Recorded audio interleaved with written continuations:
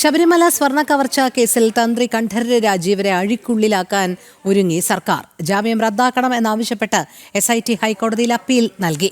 തന്ത്രിക്കെതിരെ തെളിവില്ലെന്ന വിചാരണ കോടതി പരാമർശം റദ്ദാക്കണമെന്നും SIT ആവശ്യപ്പെട്ടു.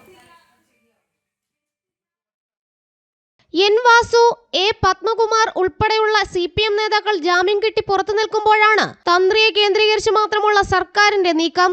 തന്ത്രിയുടെ ജാമ്യം റദ്ദാക്കണമെന്ന ആവശ്യത്തിനൊപ്പം തന്ത്രിക്ക് അനുകൂലമായി വിജിലൻസ് കോടതി നടത്തിയ പരാമർശങ്ങൾ റദ്ദാക്കണമെന്നും SIT ഹൈക്കോടതിയിൽ നൽകിയ അപ്പീലിൽ ഉന്നയിച്ചിട്ടുണ്ട്. വിജിലൻസ് കോടതി വിധി വിചാരണയെ ബാധിക്കുമെന്നാണ് SITയുടെ പക്ഷം. ശബരിമല സ്വർണ്ണക്കവർച്ചാ കേസിൽ തന്ത്രിക്കെതിരെ പ്രഥമദൃഷ്ട്യാ തെളിവുകളില്ല. ആചാരപരമായ കാര്യങ്ങളിൽ മാത്രമേ തന്ത്രിക്ക് ഇടപെടാൻ സാധിക്കൂ. ക്ഷേത്രത്തിന്റെ അറ്റകുറ്റപ്പണികളുടെ അടക്കം ഉത്തരവാദിത്വം ദേവസ്വം ബോർഡിനാണ്.